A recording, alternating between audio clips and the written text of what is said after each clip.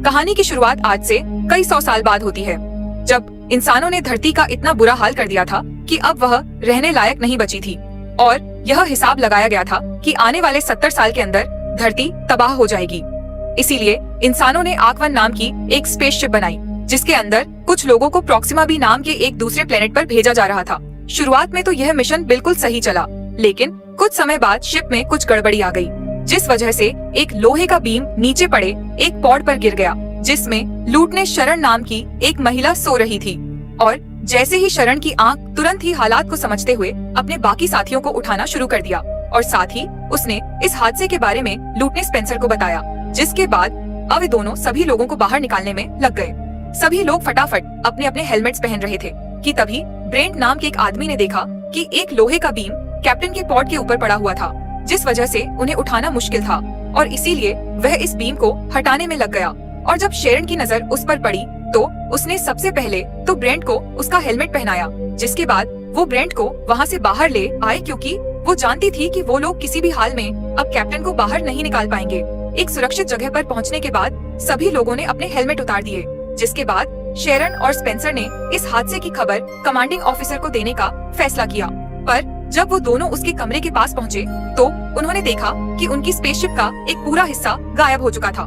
Commanding officer के गायब हो जाने के बाद शेरन ने ये जिम्मेदारी खुद अपने कंधों पर उठाने का फैसला किया, जिसके बाद सबसे पहले उसने सभी लोगों की एक मीटिंग बुलाई। असल में उनकी स्पेसशिप आर्क-1 में एक अनजान दिक्कत आ गई थी, जिसके चलते उनका एक पूरा हिस्सा टूटकर अलग हो गया था और इसी वजह से वह सभी लोग तय किए गए समय से 1 साल पहले ही उठ गए। असल में शरण और उसके सभी साथी प्रॉक्सिमा बी नाम के एक प्लेनेट पर जा रहे थे, लेकिन अब सीमित खाने और पानी की वजह से उन सभी को हर एक चीज का ध्यान रखना था। पर शान को भरोसा था कि वह लोग अपने में जरूर कामयाब होंगे, क्योंकि वह धरती पर मौजूद लोगों की आखिरी उम्मीद था। मीटिंग के बाद एग्नेश नाम के एक लड़के ने शरण को आइडिया दिया कि वह स्पेसशिप के अंदर सब्जियां उगा सकते हैं। शरण को यह आइडिया बहुत पसंद आया और उसने तुरंत ही पावर को उस सेक्शन में भेजने का आदेश दे दिया। पर जब स्पेंसर को इस बारे में पता चला तो वह बिल्कुल भी खुश नहीं था और उसने शरण को इतने बड़े फैसले लेने से पहले उसके साथ डिस्कस करने को कहा, क्योंकि इस बात की कोई गारंटी नहीं है कि एक्चुअली में फसल उगेगी या नहीं। उसकी पूरी बात सुनने के बाद शरण ने सबसे पहले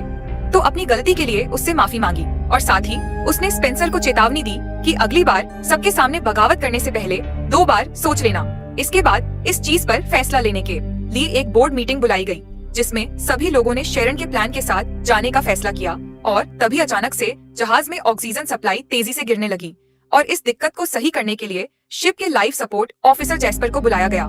लेकिन जैस्पर कहीं भी दिखाई नहीं दे रहा था। इसलिए सभी क्रू मेंबर्स ने वापस अपने हेलमेट्स पहनने शुरू कर दी है। लेकिन उधर डोरान बेलर नाम का एक आदमी बिना हेलमेट के मेडिकल रूम में फंसा हुआ था, पर तभी खुशकिस्मती से उसे एक ऑक्सीजन सिलेंडर मिल गया, जिसे पहनकर वह बाहर निकलने का रास्ता ढूंढने लगा। उधर सिक्योरिटी हेड फेलिक्स ने आखिरकार जैस्पर को ढूंढ लिया, जिसके बाद उसे डेक पर मदद करने के लिए लाया गया। पर इस दिक्कत को सही करने की बजाय जैस्पर ने एक ऐसा खुलासा किया जिसने सभी को हैरान कर दिया। जैस्पर के मुताबिक वह असली जैस्पर था ही नहीं, बल्कि वह कुछ ऑफिसर्स को पैसे खिलाकर इस मिशन पर आया था। असल में साइंटिस्ट के मुताबिक धरती के पास अब सिर्फ 70 साल ही बचे थे, पर जैस्पर को उनकी इन बातों पर भरोसा नहीं था और उसे लगता था कि शायद धरती पहले ही खत्म हो जाएगी। इसीलिए वह किसी भी हालत में इस मिशन का हिस्सा बनना चाहता था। यह सुनकर शान को बहुत गुस्सा आया और उसने तुरंत ही जैस्पर को अरेस्ट करने का आदेश दे दिया, जिसके बाद उसने अलग अलग फील्ड्स के एक्सपर्ट्स को बुलाया ताकि वह लोग मिलकर इस परेशानी से बाहर निकल सकें। उधर बेलर ने भी किसी तरह से दरवाजे को बोलकर अपने साथ साथ कई सारे लोगों की जान बचाई जो जल्द ही मरने वाले थे। इधर एलिसिया नाम की एक लड़की मेन प्रॉब्लम को ढूंढने की कोशिश कर रही थी और उधर स्पेंसर और एक दूसरे आदमी को शिप के बाहर जाकर जांच करने का काम दिया गया, जहां उन्हें लीकेज मिली, जिसे ठीक करने के बाद उन सभी की जान खतरे से बाहर थी। एलिसिया के शानदार काम की वजह से उसे लाइफ सपोर्ट के चीफ के तौर पर प्रमोट कर दिया गया, पर उसकी लाख कोशिशों के बावजूद भी 6 लोग मारे गए थे। थोड़ी देर बाद शरण जैस्पर से मिलने ले गई, जहां उसने जैस्पर को चेतावनी दी कि शायद उसे इस झूठ के बदले में मौत मिलनी चाहिए, जिस पर जैस्पर का कहना था कि वह अकेला झूठ बोलकर शिप पर नहीं आया और उस जैसे और कई सारे लोग मौजूद हैं। यहाँ पर यह सुनकर शरण बहुत हैरान थी और वह चुपचाप वहाँ से चली गई। थोड़ी देर बाद जैस्पर की सजा तय करने के लिए एक मीटिंग बुलाई गई, जिसमें एक बार उसकी बात भी सुनने का फैसला लिया गया। पर जब वो लोग उससे मिलने पहुंचे तो उन्होंने देखा कि किसी ने जैस्पर का गला काटकर उसे पहले ही मार दिया था। अगले दिन जब स्पेंसर और उसका साथी बाहर से शिप की मरम्मत कर रहे थे, तभी अचानक काफी सारा मलबा आकर उनसे टकरा गया, जिसमें स्पेंसर को तो सिर्फ थोड़ी चोट आई, पर उसके साथी ने अपनी जान गंवा दी। इसके बाद जब स्पेंसर वापस आया तो उसे शिप में कई सारी शक भरी बातें सुनाई दे रही थी, जैसे उनका 1 साल जल्दी उठना, कमांडिंग ऑफिसर का गायब होना, और अब जैस्पर का कत्ल। थोड़ी देर बाद स्पेंसर ने डिपार्टमेंट हेड जेम्स के साथ शरण के बारे में बात की कि कैसे शरण ने उनके साथ ट्रेनिंग नहीं की थी और वो सीधा लॉन्च के दिन वहां आई थी, और अब कमांडिंग ऑफिसर के गायब होने के बाद कैसे उसने खुद को कैप्टन घोषित कर दिया। उधर सिक्योरिटी हेड फेलिक्स को जैस्पर के कत्ल की इन्वेस्टिगेशन के दौरान पता चला कि जैस्पर के कमरे में कौन गया और निकला। यह सारा रिकॉर्ड गायब था। थोड़ी देर बाद अचानक एग्ने के फार्म में एक पानी की पाइप फट गई, जिसके बाद उन लोगों के पास सिर्फ न दिन का पानी बचा था। इस सब के बाद जब एनएस पानी साफ कर रहा था, तभी उसकी नजर वहां मौजूद एक ब्लेड पर पड़ी, और अब एनएस और एलिसिया को यह लग रहा था कि शायद कातिल ने जैस्पर का गला काटने के बाद यह ब्लेड पानी की पाइप में डाल दिया था, जिसकी वजह से अब यह पाइप फट गई। इसलिए एग्नेश उस ब्लेड को लेकर सीधा फेलिक्स के पास पहुंच गया। उधर ईवा की टीम लगातार ज्यादा से ज्यादा पानी बचाने की कोशिश में लगी हुई थी। अगले दिन जेम्स शिप की बाहर से जांच कर रहा था और स्पेंसर अंदर से उसे देख रहा था।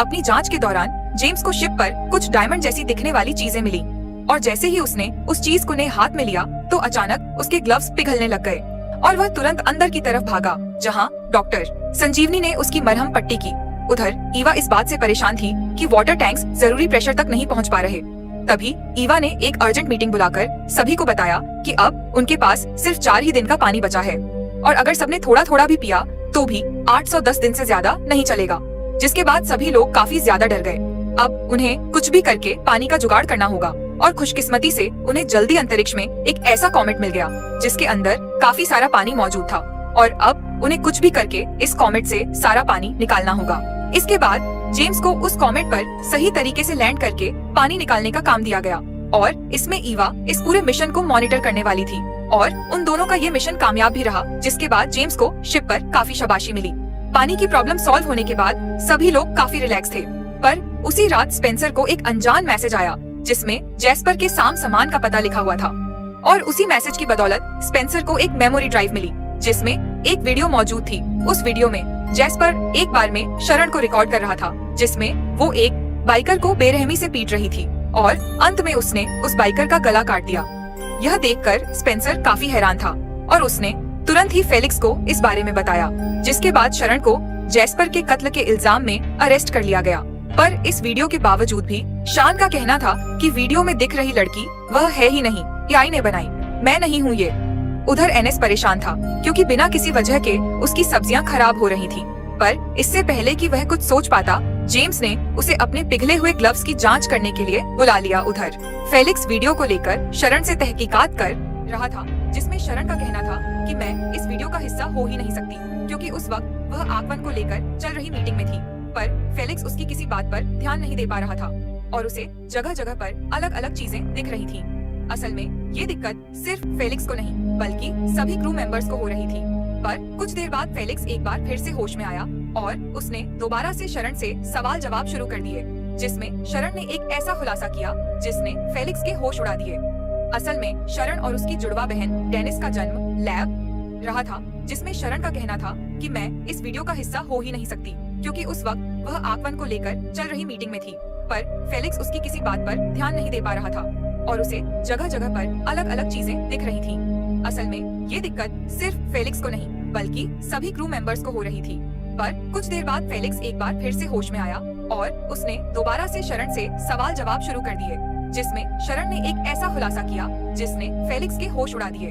असल में शरण और उसकी जुड़वा बहन डेनिस का जन्म लैब मीटिंग हुई, पर जब मीटिंग में स्पेंसर ने शरण को देखा तो वह काफी गुस्सा हुआ, और उसे तब और ज्यादा गुस्सा आया जब फेलिक्स ने शरण को आजाद करने की वजह बताने से भी मना कर दिया। मीटिंग के दौरान इग्नेश ने डॉक्टर संजीवनी को बताया कि यह सब जो हो रहा है इसके पीछे उस पानी का हाथ हो सकता है जो हमने उस कॉमेट से निकाला था। पर यह बात बताते ही इग्नेश अचानक बेहोश हो गया। उसकी यह बात सुनते ही डॉक्टर संजीवनी ने तुरंत ब्लड सैंपल्स की जांच की, और उसे पता चला कि कॉमेट के पानी में एक ऐसी चीज मौजूद थी जिससे एलएसडी जैसा नशा होता था, और इसी के चलते सभी को भ्रम हो रहे थे। यह खबर मिलते ही शरण तुरंत संजीवनी के पास आई और उसने बताया कि वो एक जेनेटिकली मॉडिफाइड क्लोन है। पर उसे यह बात जानकर हैरानी हुई कि संजीवनी को इस बारे में पहले से पता था। शरण का कहना था कि कॉमेट का पानी पीने के बावजूद भी उसे कोई दिक्कत नहीं हुई और इसीलिए उसे लगता है कि शायद उसके खून से वह एंटीडोट बना सकते हैं। इस चीज को टेस्ट करने के लिए संजीवनी ने तुरंत कुछ टेस्ट करने शुरू कर दिए और जल्द ही यह बात कंफर्म हो गई कि वह शरण के खून से एंटीडोट बना सकते हैं।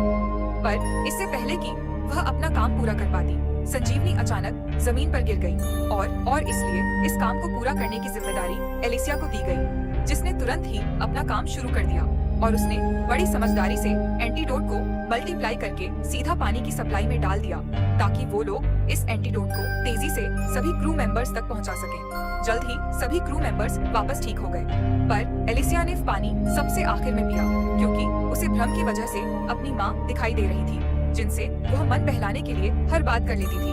उधर एंगर जेम्स के जले हुए ग्लव्स की जांच कर रहा था, जिस दौरान उसे जेम्स की ग्लव्स पर एक ऐसा मटेरियल मिला जिसके बारे में इंसान जानते ही नहीं थे और इसीलिए अब एंगस को लग रहा था कि शायद किसी ने इस मटेरियल को एक हथियार की तरह इस्तेमाल किया है और उसके मुताबिक शायद इसी की वजह से वह सबसे पहली गड़बड़ी हुई, जिसके चलते सभी लोग समय से पहले ही उठ गए। कुछ देर बाद स्पेंसर ने संजीवनी को आराम करने भेज दिया और मौका मिलते ही वह खुद डेटाबेस की जांच करने में लग गया, जहां उसे शरण के क्लोन होने के बारे में पता चला और यह जानकारी मिलते ही उसने शरण पर अपनी असलियत छुपाने का